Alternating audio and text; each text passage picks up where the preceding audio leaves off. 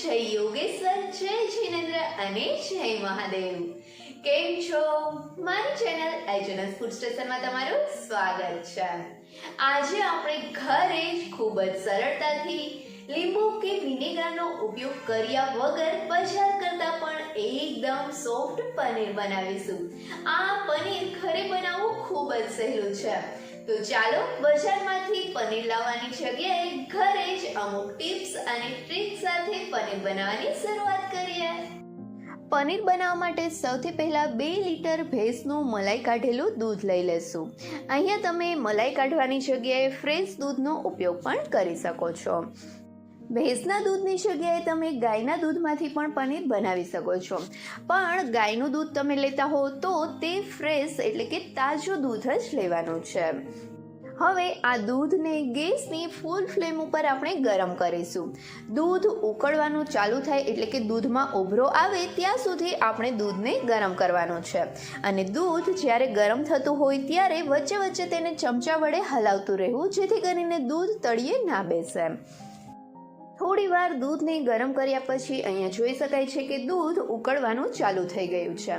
તો હવે તેને એકવાર સરસથી ચમચા વડે હલાવી લેશું અને આ સમયે ગેસની ફ્લેમ બંધ કરી દેશું.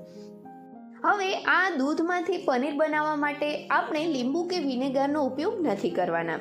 એટલે જ એક બાઉલમાં અડધો કપ દહીં લઈ લેશું. અહીંયા દહીં થોડું ખાટું હોય તેવું લેવું. જો ખાટું દહીં નહીં હોય તો પણ ચાલશે. જો દહીં ખાટું ના હોય તો થોડા વધારે દહીંનો ઉપયોગ કરવો. અને તેમાં હવે 1 કપ જેટલું પાણી ઉમેરીને દહીં અને પાણીને સરસથી મિક્સ કરી લેશું. જરૂર લાગે તમારું દહીં વધારે ઘાટું હોય તો પાણી થોડું વધારે ઉમેરવું. અને અહીંયા તમે જોઈ શકો છો એ રીતે દહીંને પાણી સાથે સરસ રીતે મિક્સ કરી લેવું. અને ત્યાર પછી આ દહીંને થોડું થોડું કરીને આપણે દૂધમાં ઉમેરતા જશું. આ રીતે દહીંને દૂધમાં ઉમેરી પનીર બનાવવાથી પનીર એકદમ સોફ્ટ તૈયાર થશે. અહીંયા એકસાથે આપણે બધું જ દહીં નથી ઉમેરવાનું, થોડું થોડું કરીને જ દહીં ઉમેરવાનું છે. આ રીતે દહીં પાણીનું મિક્સચર ઉમેરતી વખતે દૂધને ચમચા વડે હળવે હળવે હલાવતું રહેવું. દૂધને ફૂલ સ્પીડમાં નથી હલાવવાનું, ખૂબ જ હળવા હાથે જ હલાવવાનું છે. આ રીતે અડધા દહીં પાણીનું મિક્સચર ઉમેર્યા પછી આપણે ગેસની ફ્લેમ ચાલુ કરીને ગેસની મીડિયમ ફ્લેમ ઉપર દૂધને ગરમ કરીશું, એટલે કે દૂધને ઉકાળીશું, જેથી દૂધ થોડું જલ્દી ફાટે અને આપણે તેનું થોડું જલ્દી પનીર બનાવી શકીએ. તો હવે ગેસની ફ્લેમ ચાલુ કર્યા પછી બાકી રહેલા દહીંને પણ થોડું થોડું કરીને ઉમેરતા જશું. અને દૂધ સરસથી ફાટવા લાગે એટલે કે પનીર અને પાણી અલગ થવા લાગે ત્યાં સુધી આપણે દૂધને ગરમ કરવાનું છે. અને આ દૂધને ગરમ કરતી વખતે વચ્ચે વચ્ચે ખૂબ જ હળવા હાથે તેને ચમચા વડે હલાવતા રહેશું. થોડી વાર ગેસની મીડિયમ ટુ હાઈ ફ્લેમ ઉપર દૂધને ઉકાળ્યા પછી અહીંયા જોઈ શકાય છે કે દૂધમાંથી પનીર છૂટું પડવા લાગ્યું છે. તો હવે ગેસની ફ્લેમ બંધ કરી દેશું અને તેને 5 થી 10 મિનિટ માટે આ જ રીતે રહેવા દેશું, જેથી કરીને બધું જ પનીર પાણીમાંથી એટલે કે દૂધમાંથી અલગ થઈ જાય. 6 થી 7 મિનિટ જેવો રેસ્ટ આપ્યા પછી અહીંયા જોઈ શકાય છે કે દૂધમાંથી પનીર અલગ થઈ ગયું છે. તો હવે પનીરમાંથી જે આ એક્સ્ટ્રા પાણી છે તેને કાઢવા માટે મેં અહીંયા એક મસલિન ક્લોથને બાઉલમાં લઈ લીધો છે. તો આ રીતે જારાની મદદથી પનીરને આ મસલિન ક્લોથમાં કાઢી લેશું. આ રીતે જારાની મદદથી પનીર કાઢવાની જગ્યાએ કોઈ પણ સ્ટ્રેનરમાં મસલિન ક્લોથ રાખીને તમે ડાયરેક્ટ તેને ગાળી શકો છો. અને જે આ પનીરમાં એક્સ્ટ્રા પાણી છે તેને ફેંકવાનું નથી, તેને રાખવાનું છે. આ પાણીને તમે ફરીથી ગેસ ઉપર મૂકીને તેમાં થોડું દહીં અથવા તો લીંબુ ઉમેરીને ઉકાળશો તો તેમાંથી હજી થોડું પનીર બનશે, એટલે પાણીને ફેંકવાનું નથી. અને હવે આ રીતે બધું જ પનીર મસલિન ક્લોથમાં કાઢી લીધા પછી તેને થોડું નીચોવીને તેમાં રહેલું એક્સ્ટ્રા પાણી કાઢી લેશું.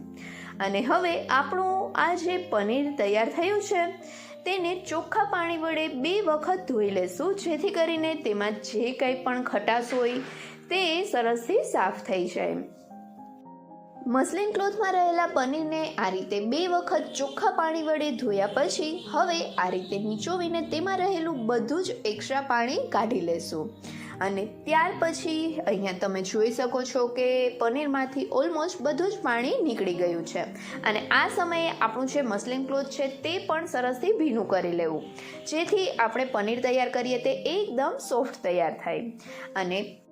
અને હવે અહીંયા મેં આ રીતે એક પનીરનો મોલ્ડ લીધેલો છે, તેમાં આ પનીરને રાખીશું.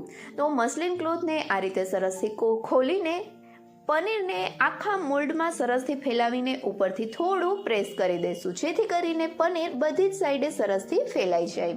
અને ત્યાર પછી ઉપરથી મસલિન ક્લોથને આ રીતે બંધ કરી દઈશું. અને અહીંયા જો તમારી પાસે આ રીતે મોલ્ડ ના હોય તો કોઈ પણ કાણાવાળા વાસણમાં પનીરને ગોઠવીને આ રીતે મસલિન ક્લોથ વડે ઢાંકી લેવું. અને ત્યાર પછી તેના ઉપર એક પ્લેટ રાખીને તેની ઉપર વજન રાખવો. અહીંયા હું આ જે મોલ્ડનું ઢાંકણ છે તે જ ઢાંકણ ઢાંકી દઈશ. અને ત્યાર પછી તેના ઉપર વજન આપવા માટે મેં અહીંયા આ રીતે ખાંડણી લીધેલી છે. તમે કોઈ પણ વજનવાળી વસ્તુ રાખી શકો છો. અહીંયા હજી થોડું વજન વધારવા માટે આ ખાંડની ઉપર રોટલી વણવાની પાટલી પણ રાખી દઈશ, જેથી કરીને પનીર એકદમ મસ્ત તૈયાર થાય. હવે આ રીતે પનીરને આપણે 1 થી 1.5 કલાક માટે રહેવા દઈશું, જેથી કરીને પનીરમાં રહેલું એક્સ્ટ્રા પાણી નીકળી જાય. અને એ સિવાય પનીર સરસથી પ્રેસ થવાના લીધે તેના બરાબર ક્યુબ પણ બનાવી શકીએ. 1 થી 1.5 કલાક પછી હવે આપણે બધું જ વજન હટાવી લઈને પનીર ખોલીને જોઈશું. અહીંયા મેં આ પનીરને મોલ્ડમાં બનાવ્યો છે, જેમાંથી તેનું તળિયું પણ બહાર નીકળે છે. તેથી આપણે અહીંયા આ પનીરને ઇઝીલી મોલ્ડમાંથી અલગ કાઢી શકશું. હવે આપણે આ પનીરને ખોલીને જોઈએ તો અહીંયા તમે જોઈ શકો છો કે આપણું આ પનીર કેટલું મસ્ત તૈયાર થયું છે. અને આ પનીર એકદમ સોફ્ટ બન્યું છે. તમે અહીંયા જોઈ શકો છો કે એકદમ બજાર જેવું જ આપણું આ પનીર તૈયાર થયું છે. પણ હજી આ પનીરને આપણે થોડી વાર માટે સેટ થવા દેશું. તો તેના માટે મેં અહીંયા આ રીતે એક ક્લિંગ રેપ લીધી છે, તેના વડે આપણે પનીરને રેપ કરી દઈશું. આ ક્લિંગ રેપની જગ્યાએ તમે કોઈ પણ એરટાઇટ કન્ટેનરમાં પણ પનીરને સ્ટોર કરીને ફ્રીઝમાં રાખી શકો છો. આ પનીરને આપણે સેટ થવા માટે ફ્રીઝમાં 2 કલાક રાખીશું, જેથી કરીને પનીર સરસથી સેટ થઈ જાય અને તેના આપણે કટકા એટલે કે ક્યુબ સરસથી કરી શકીએ. તમારે જો પનીરને ફ્રીઝમાં ના રાખવું હોય અને પનીરને ડાયરેક્ટ યુઝ કરવું હોય તો પણ કરી શકો છો. અને આ પનીરને તમે ફ્રીઝમાં 1 મહિના માટે સ્ટોર કરી શકો છો અને ફ્રીઝરમાં 3 મહિના માટે સ્ટોર કરી શકો છો. હવે આ ક્લિંગ રેપ લગાવેલા પનીરને ફ્રીઝમાં 2 કલાક માટે સેટ થવા રાખી દઈશું. અને હવે આપણે જે પનીરમાંથી પાણી નીકળ્યું હતું તેને સાઈડમાં રાખ્યું હતું, તેને મેં ગેસમાં થોડીવાર માટે ઉકાળીને રેસ્ટ આપ્યો હતો. અને અહીંયા તમે જોઈ શકો છો કે તે પાણીમાંથી પણ પનીર તૈયાર થયું છે. તો તેમાંથી પણ આ એક્સ્ટ્રા પાણી કાઢી લઈ આ પનીરને અલગ કાઢી તેને પણ આપણે સ્ટોર કરીશું. અને હવે આ એક્સ્ટ્રા પનીર બનાવ્યા પછી પણ જે પાણી બચ્યું છે તેને પણ ફેંકવાનું નથી. તેનો ઉપયોગ તમે રોટલીનો લોટ બાંધવા માટે અથવા તો કઢી બનાવવા માટે પણ કરી શકો છો. 2 કલાક પછી ફ્રીઝમાં સેટ થવા રાખેલા પનીરને આપણે ફ્રીઝમાંથી કાઢીશું અને તેને ખોલીને આપણે ચેક કરીશું. તો હવે અહીંયા પનીરને ખોલ્યા પછી તમે જોઈ શકો છો કે આપણું આ પનીર કેટલું મસ્ત બન્યું છે. આ પનીરને જોઈને જ કહી શકાય કે આ પનીર બજાર કરતાં પણ સોફ્ટ બન્યું હશે. તો હવે આ પનીરને આપણે નાના ટુકડામાં કટ કરીએ. તો અહીંયા તમે જોઈ શકો છો કે પનીરના ટુકડા પણ આપણે સરળતાથી કરી શકીએ છીએ. ઘણી વખત આપણે ઘરે પનીર બનાવીએ તો તેના ટુકડા નથી કરી શકતા, કેમ કે પનીર એવું બને છે કે તેના ટુકડા કરવા જઈએ તો તેનો ભૂકો થઈ જાય છે. પણ અહીંયા તમે જોઈ શકો છો કે આ પનીરના ટુકડા કેટલા મસ્ત બન્યા છે. અને તેમાંથી એક ટુકડો તમને હાથમાં લઈને બતાવું તો તમે અહીંયા જોઈ શકો છો કે આપણું આ પનીર કેટલું મસ્ત બન્યું છે. અને તેને પ્રેસ કરીને જોઈએ તો પણ જોઈ શકાય છે કે પનીર કેટલું મસ્ત સોફ્ટ બન્યું છે અને એકદમ સ્પંજી છે. જોઈને જ મોઢામાં પાણી આવી જાય ને એટલું મસ્ત આ પનીર બન્યું છે.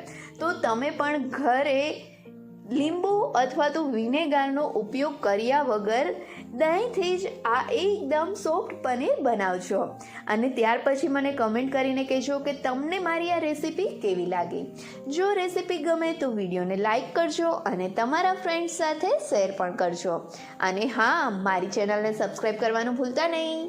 Thank you so much.